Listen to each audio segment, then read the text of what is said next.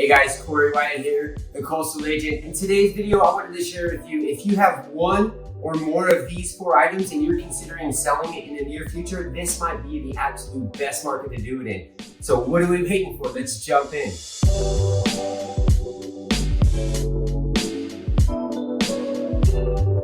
Okay. So, you've probably read it or heard it in the news. I'm definitely seeing it firsthand. The market is starting to transition. It's not quite as hot and frothy as it once was, in the early part of the spring here. Not saying that the market's tanking. It's definitely just kind of in a transition stage. And where I'm seeing the transition is we've got a little bit of buyer fatigue going on. They're a little bit concerned that pricing is just getting out of hand. They're tired of getting beat up on multiple offers, and they put all their heart and soul into making this offer on a house, and then they lose it, to somebody that's paying like $20,000, $30,000, $40,000 more than what they're willing to pay. So they're getting a little fatigued.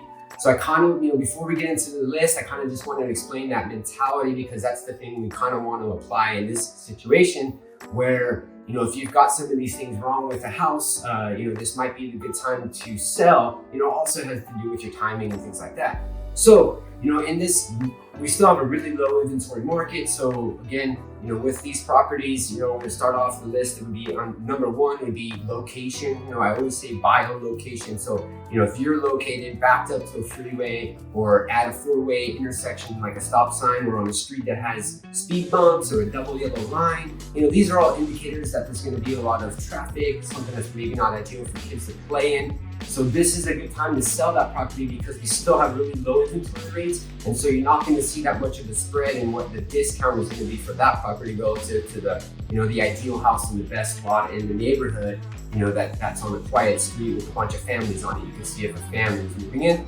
that's their desire. So again, road noise, freeway noise, location near the freeway on a busy street. Probably a good time if you're thinking about selling in a short time. This might be the best time for you to get the highest price and possibly multiple offers.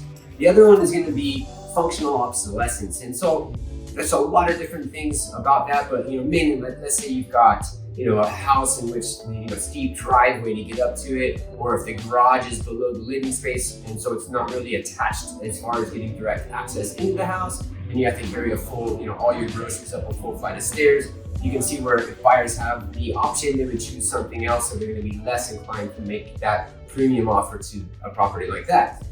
There's other functional obsolescence, basement rooms, things like that. That's not quite as, as valuable square footage as the upstairs square footage in the house would be.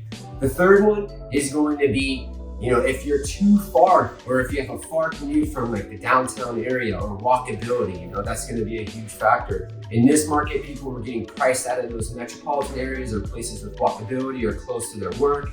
So they're, spreading out to the outlying areas. Now that we have inventory levels kind of starting to increase and buyer fatigue onsetting, things that have far commute or even a far distance to the freeway are not going to fetch that premium with multiple offers. So again, this might be a good time to sell in this market. The last one is going to be if the house needs to be remodeled. And I say more on a significant level. Properties that just needed updating. In the last spring market, we're getting still a huge premium on it, almost to the fact that there was really no equity left after that buyer were to remodel it. In this market, they're not getting as much action. They're not getting those multiple offers, driving the price way over. Obviously this is kind of the tip of the iceberg. If you are considering, selling your house in the near future, regardless of if you have a really premium location or any of these items that I listed, if that falls in your category, feel free to reach out to me. We can just have a quick discussion and see what's going to work best for you. Hey guys, as always, I appreciate you guys tuning in.